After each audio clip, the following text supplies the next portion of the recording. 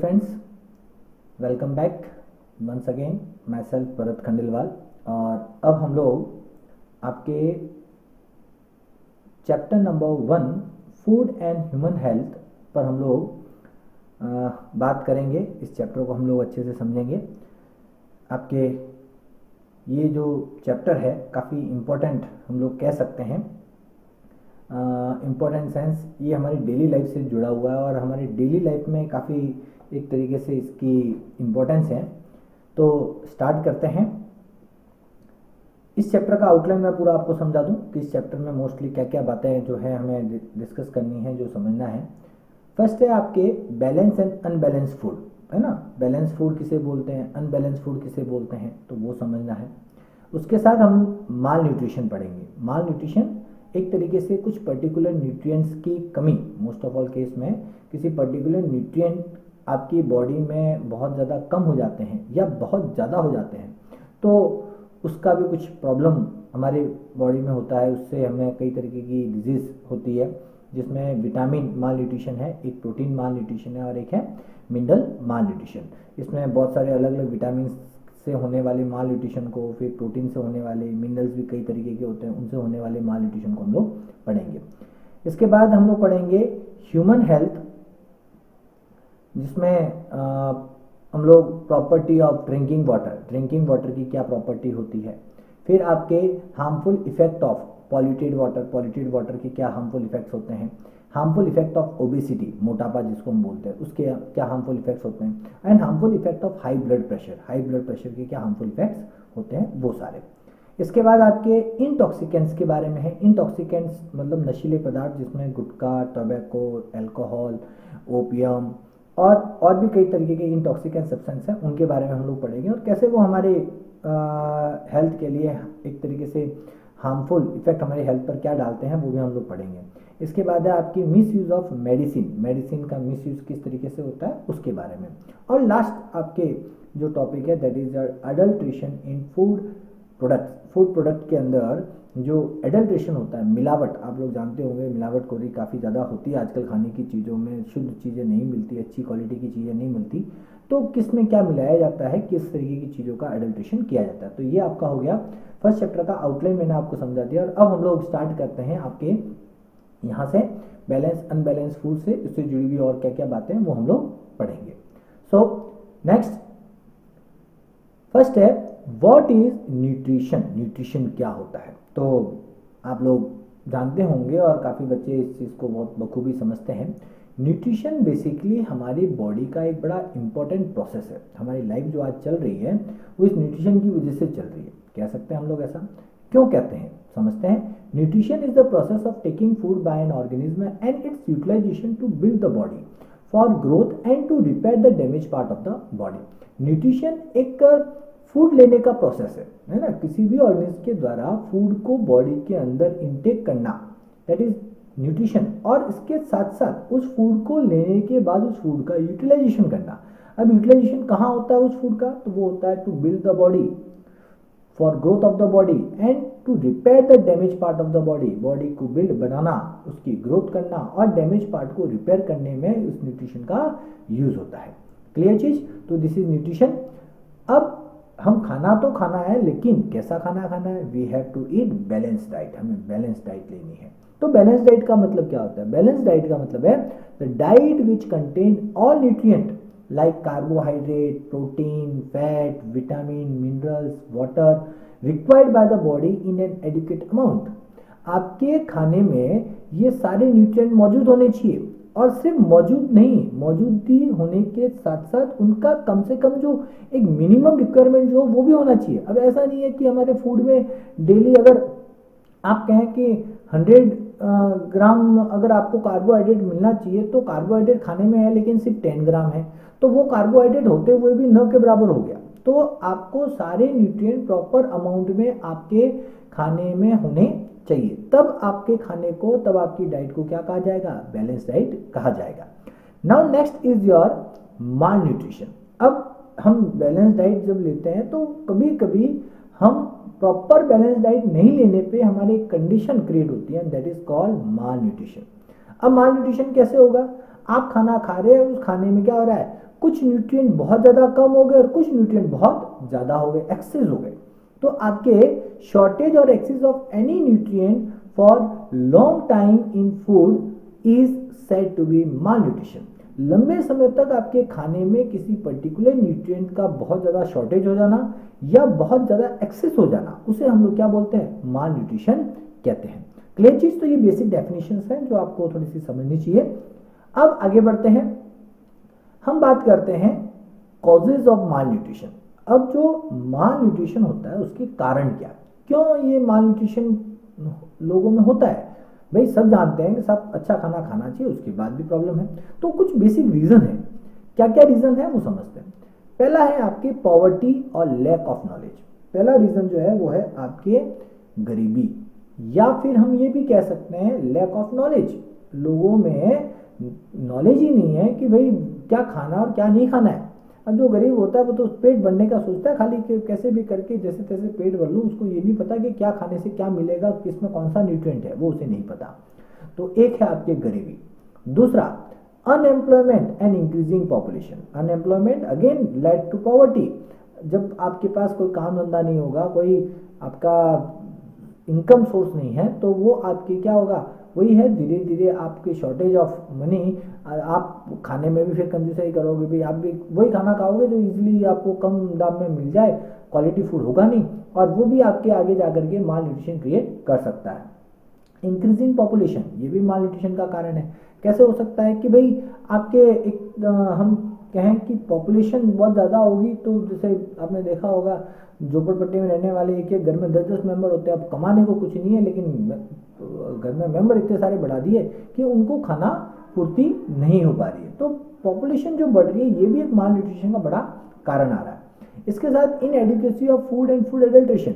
खाने की एक तो कमी होती है, कई जगह फूड सोर्स पूरे नहीं होते, प्रॉपर खाना वहाँ पहुँचता नहीं है, खाने की किल्लत है। और दूसरा उसके साथ साथ जो खाना मिल रहा है वो अडल्ट्रेटेड मिल रहा है, मतलब मिलावटी खाना हमको मिल रहा है। तो इस तरीके से आपके क्या हो जाएगा, जो खाना आपको मिलेगा वो खाना अच्छा नहीं होगा, तो वही आपके आगे जाकर के माल न्यूट्रिशन का कारण बन सकता है।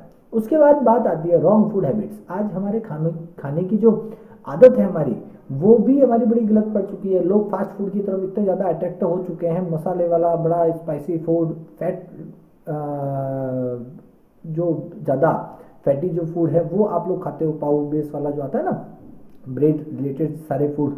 तो ये आपके क्या होगा, एक तरीके से आपके खाने की जो आदत है वो गलत पड़ रही है, और इससे भी आपके क्या हो रहा है, माल न्यूट्रिशन क्रिएट हो सकता है। इसके साथ मेंटल टेंशन एंड एंजाइटी। आपके दिमागी टेंशन, आप समझ सकते हो आजकल काम का लोड बहुत रहता है, हर किसी को घर चलाना है, पैसा कमाना है, काम धंधा करना है, फुल टाइम वो बिजी रहता है, टेंशन में रहता है। और इस चक्कर में जब वो खाने भी बैठता है तो उस समय भी उसके दिमाग में टेंशन चल रहा होता है, उस टेंशन में वो खाना अच्छा नहीं खा पाता, जल्दबाजी में खाता है, जैसे तैसे करके खा करके उड़ जाता है।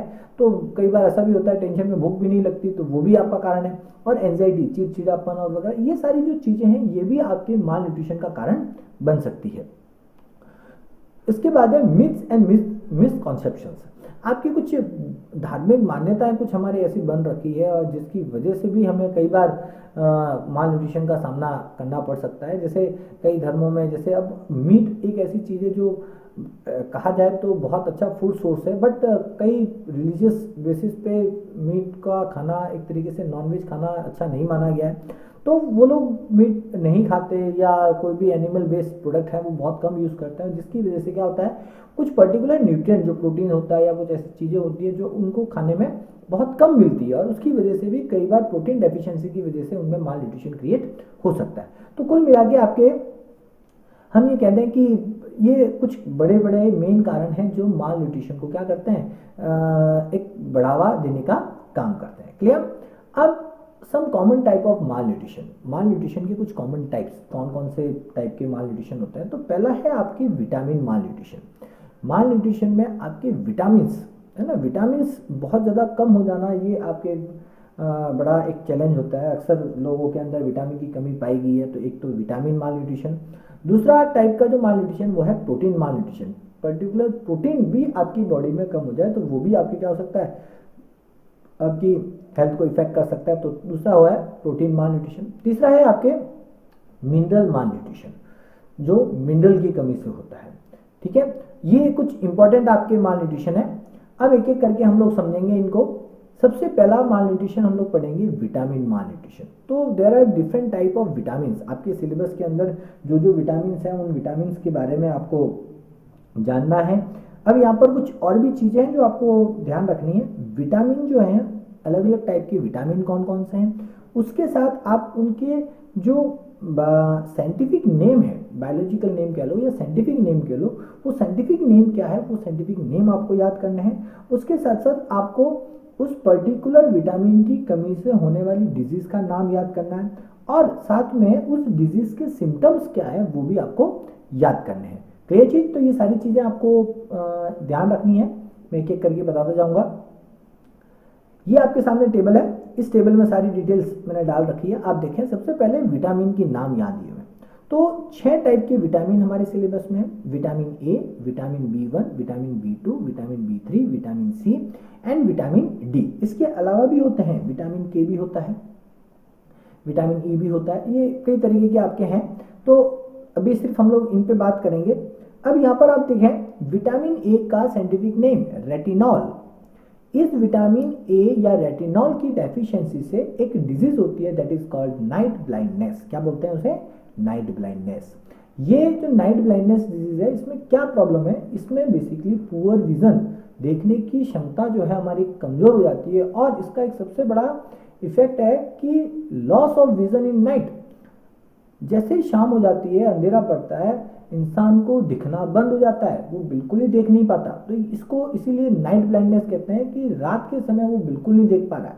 तो दैट इज कॉल्ड आपके नाइट ब्लाइंडनेस डिजीज। एंड ये किसकी वजह से हो रहा है? Due to deficiency of vitamin A, या हम बोल सकते हैं due to deficiency of retinol. अब इसके बाद विटामिन बी1।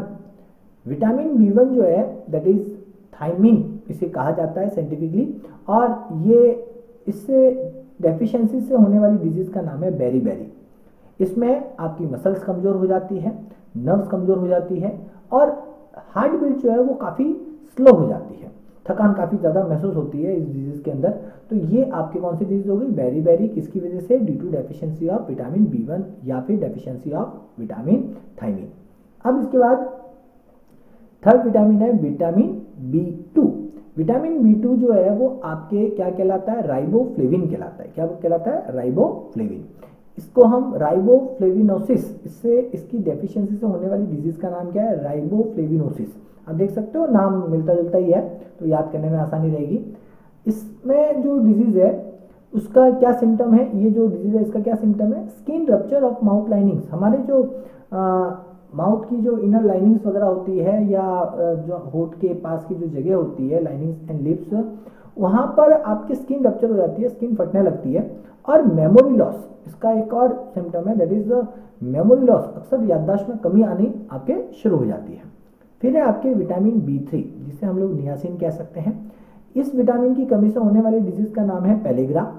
इसमें क्या होता है? Symptom that is dry scales on tongues and skin. आपके टंग और स्किन पर एक पपड़ियां, एक तरीके से आप कह सकते हो व्हाइट या एक लेयर्स कुछ बननी स्टार्ट हो जाती है, ड्राई स्केल्स बनने स्टार्ट हो जाते हैं। इसके बाद है आपके विटामिन सी। अक्सर सुनते हैं आप लोग, इसको हम एस्कॉर्बिक एसिड बोलते हैं। इसकी डेफिशिएंसी से होने वाली डिजीज का नाम है दैट इज कॉल्ड स्कर्वी। क्या बोलते हैं इसको? स्कर्वी। इसके सिम्टम्स क्या हैं? Bleeding from gums and rashes on the skin. आपके मसूड़े, दांतों के जो मसूड़े हैं, वहां मसूड़ों में आपकी ब्लीडिंग आना शुरू हो जाता है। कई लोगों को आपने देखा होगा दांत के बीच में खून अक्सर निकलता रहता है, तो वो गम्स से ब्लीड होता है, तो that is due to scurvy. And rashes on the skin, और इसकी वजह से आपकी स्किन पर रैशेज भी देखने को मिल सकते हैं। इसके बाद आपके विटामिन डी, जिसे कहा जाता है कैल्सीफेरॉल। क्या बोलते हैं इसको? कैल्सीफेरॉल। और इसकी डेफिशिएंसी से होने वाली डिजीज का नाम क्या है? रिकेट्स। ये एक डिजीज है जिसके अंदर आपके जो लेग की जो बोन्स होती है ना, आपके पाँव की जो हड्डियां हैं वो अक्सर बैंड हो जाती है। इसकी वजह से आपके घुटनों के बीच का, नीज के बीच का जो गैप है वो रिड्यूस हो जाता है। मैं आपको एक चीज बताऊं इसके बारे में। अक्सर जो मिलिट्री में जो लोगों को भर्ती किया जाता है, तो उस दौरान एक टेस्ट होता है जिसमें ये रिकेट्स का टेस्ट वो लोग करते हैं।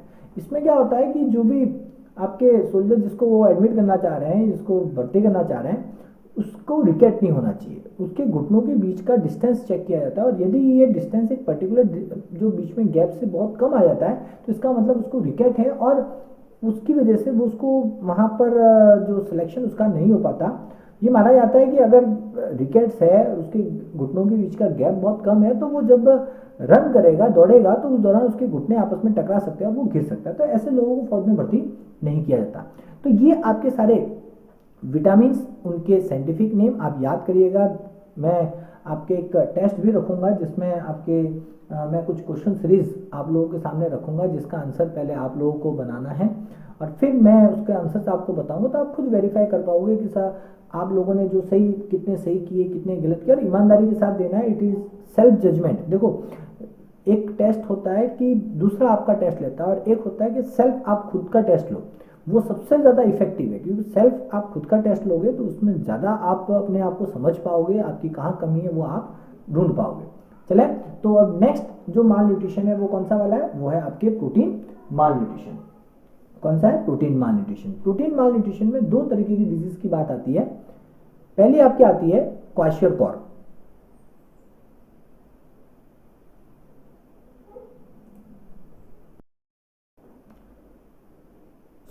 अब देखते हैं फर्स्ट डिजीज जो प्रोटीन माल न्यूट्रिशन में है वो है आपकी क्वाशियरकॉर। क्या नाम है इसका? क्वाशियरकॉर। कॉज क्यों होती है? Deficiency of protein in diet. खाने में आपके प्रोटीन की डेफिशिएंसी। अब फर्स्ट डिजीज हम लोग देखते हैं प्रोटीन माल न्यूट्रिशन की, वो है आपकी क्वाशियरकॉर। क्वाशियरकॉर डिजीज क्यों होती है? कॉज। तो कॉज क्या है इसका? Deficiency of protein in diet. Diet में प्रोटीन की कमी अगर रेगुलर हो जाए तो आपको ये डिजीज हो सकती है। क्या नाम है इसका? क्वाशियरकॉर। नाम थोड़ा सा टेढ़ा है, स्पेलिंग याद कर लीजिएगा आप लोग। अब इसमें आप देखिए इसके सिम्टम क्वाशियरकॉर में बेसिकली होता क्या है? तो क्वाशियरकॉर में swelling on some body parts, आपके बॉडी पार्ट्स पर स्वेलिंग देखने को मिल सकती है। फिर आपके एनलार्ज स्टमक, स्टमक जो है वो काफ़ी एनलार्ज हो जाता है। ड्राई एंड पेल स्किन, आपके जो स्किन जो होती है वो काफ़ी सूख जाती है और थोड़ी येलोइश टाइप की पड़ जाती है। फिर आपके स्किन फिल्ड विथ रैशेस, आपकी स्किन जो है वो रैशेस से भर जाती है, मतलब काफ़ी आप खुजली आने पर कैसे रैशेस क्रिएट होते हैं, उस तरीके के रैशेस आपकी स्किन पर देखने को मिलेंगे। लैक ऑफ एपेटाइट, भूख बहुत कम लगती है। एंड इरिटेटिंग नेचर जो है वो काफ़ी चिड़चिड़ापन टाइप का हो जाता है, चिड़चिड़ा नेचर हो जाता है उस बंदे का। इसके बाद सेकेंड डिजीज है वो है आपके मेरेस्मस। कौन सी है? मेरेस्मस। और आपके इसमें इसका जो कॉज है, इसके कॉज में प्रोटीन डेफिशिएंसी, साथ साथ calories in the diet, diet में कैलोरीज की कमी होने पर भी ये डिजीज हो सकती है। तो यहाँ पर दो कारण है, एक प्रोटीन डेफिशिएंसी और दूसरा कैलोरीज इन डाइट। अब इसमें सिम्टम क्या है? तो सिम्टम इसके हैं, body of the child become very thin and weak. अक्सर ये बच्चों में देखी जाती है और बच्चे की जो बॉडी है बहुत ज़्यादा दुबली पतली हो जाती है, बॉडी बहुत थिन और वीक हो जाती है। Eyes get sunken and become dull, आंखें जो है वो काफ़ी सूख जाती है और डल हो जाती है। एकदम से सूखी हुई इंसान जब एकदम बहुत दुबला पतला होता है तो उसकी आंखें अंदर चली जाती है और बहुत डल सी आंखें, थकी हुई आंखें लगती है। क्लियर? तो ये इसके सिम्टम्स हो गए। इस तरीके से आपके प्रोटीन माल न्यूट्रिशन की दो डिजीज हैं, क्वाशियरकॉर और मेरेस्मस। क्लियर चीज? नाउ नेक्स्ट जो है वो है आपके मिनरल माल न्यूट्रिशन। किसके? मिनरल माल न्यूट्रिशन। इसमें आपके कुछ पर्टिकुलर मिनरल्स के बारे में दिया हुआ है, एक एक करके समझते हैं। सबसे पहले हम लोग बात करते हैं सोडियम और पोटेशियम, दो मिनरल्स के हैं। इनके सोर्स जो हैं, सोडियम जो है वो mostly common salt, milk, fish, meat, egg में मिलता है। पोटेशियम जो है लगभग खाने की सभी चीज़ों में आपको मिल जाता है। इन दोनों के फंक्शन कुछ कॉमन है, सेम टाइप के हैं। Muscles contraction, neural charge transmission, maintain body blood pressure by electrolysis of salt in body. Muscles का कॉन्ट्रैक्शन, रिलैक्सेशन जो चलता है वो भी इन सॉल्ट की वजह से चलता है, इन मिनरल्स की वजह से चलता है। न्यूरल चार्ज ट्रांसमिशन, नर्व्स के अंदर जो चार्ज ट्रांसफर होता है या एक तरीके से सिग्नल जो ट्रांसफर होता है वो भी इनकी वजह से होता है। आपके ब्लड प्रेशर को मेंटेन करने का काम भी करता है। और कैसे करता है, ये इनके जो सॉल्ट हमारी बॉडी में होते हैं उनका इलेक्ट्रोलाइसिस, उनका एक तरीके से ब्रेकडाउन होता है और उससे आयंस का लेवल आपकी बॉडी के अंदर कम ज़्यादा होता है और एक तरीके से ब्लड प्रेशर को वो मेंटेन करता है। इसके बाद आपके कैल्शियम और फॉस्फोरस, दो ये आपके मिनरल्स हैं, ये लगभग आपस में साथ में काम करते हैं। इनके साथ एक विटामिन जो डी है उसका भी यूज साथ साथ ही होता है इसमें। Main source milk, green vegetable, egg, ये सारे कैल्शियम के लिए। Phosphorus milk, green vegetables, millet, ragi, dry fruit, liver and kidney, ये मोस्ट ऑफ ऑल सारे आपके फॉस्फोरस के लिए। एक चीज मैं आप लोगों को बता दूं, ज्यादातर मिनरल्स की जो हम बात करते हैं they are obtain from green vegetable. ध्यान रखें, ग्रीन वेजिटेबल जो है वो ज्यादातर मिनरल्स को कवर अप कर लेते हैं। अब इसका जो फंक्शन है वो क्या है हमारी बॉडी में, provide strength to bone and teeth. ये हमारे दांतों और हमारे बोन्स को क्या करते हैं, मजबूती देने का काम करते हैं, स्ट्रेंथ देने का काम करते हैं। यहाँ ध्यान रखें, कैल्शियम जब वर्क करता है तो विटामिन डी उसके लिए बहुत जरूरी होता है। जब फॉस्फोरस काम करता है तो उसके लिए कैल्शियम का प्रेजेंट होना बहुत जरूरी है। तो फॉस्फोरस कैल्शियम के साथ काम करता है और कैल्शियम किसके साथ काम करता है, आपके विटामिन डी के साथ काम करता है। फिर आपके एक मिनरल है that is called iron. Iron का मेन जो सोर्स है ग्रीन वेजिटेबल, मिलेट, रागी, कर्ड, कैरेट, एग, मीट, ये सारे आपके किसके लिए हैं, आयरन के लिए हैं। अब मेन फंक्शन क्या है, तो फंक्शन है प्रोडक्शन ऑफ हीमोग्लोबिन। आपकी बॉडी में जो ब्लड है, ब्लड के आरबीसी के अंदर एक रेड कलर का पिगमेंट है दैट इज कॉल्ड हीमोग्लोबिन। वो हीमोग्लोबिन बनाने के लिए इस आयरन का यूज होता है।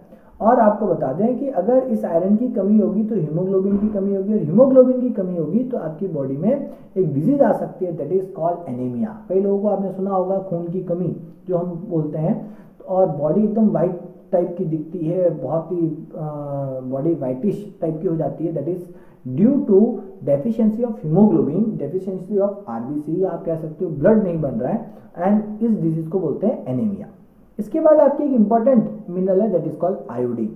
उस आयोडीन को भी हम लोग कहाँ कहाँ से प्राप्त कर सकते हैं, सॉल्ट, ब्लैक सॉल्ट जो काला नमक आता है, sea food, green vegetable, blackberry, इन सब में ये मिलता है। और ये हमारी बॉडी में मेन काम है थायरोक्सिन हार्मोन को प्रोड्यूस करने के लिए। थायरोक्सिन हार्मोन हमारी बॉडी में एक एंडोक्राइन ग्लैंड है दैट इज कॉल्ड थायराइड, गले में पाई जाती है, और थायराइड ग्लैंड से एक हार्मोन निकलता है that is called thyroxine hormone. और ये थायरोक्सिन हार्मोन प्रोड्यूस करने के लिए इस आयोडीन का होना बहुत जरूरी है।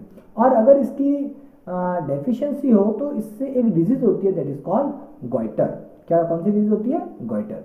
क्लियर चीज। तो ये आपके मिनरल माल न्यूट्रिशन के बारे में हो गया, जिसमें डिफरेंट टाइप ऑफ मिनरल्स, उनके मेन फूड सोर्स और उनके क्या फंक्शन है। अगर ये डेफिशिएंसी होगी इनकी तो ये सारे फंक्शंस आपके नहीं हो पाएंगे, और ये इसका एक तरीके से आप डिजीज भी कह सकते हो। क्लियर। तो ये हो गया आपके माल न्यूट्रिशन के बारे में। क्लियर। तो आज का जो ये टॉपिक है मैं यहाँ तक ही रखूंगा। अगले वीडियो में हम लोग आगे देखेंगे ह्यूमन हेल्थ के अंदर क्या क्या चीजें हैं, कौन कौन सी चीजें हमारे हेल्थ को इफेक्ट करती है, उसके बारे में हम लोग पढ़ेंगे। ठीक है, okay, thank you very much.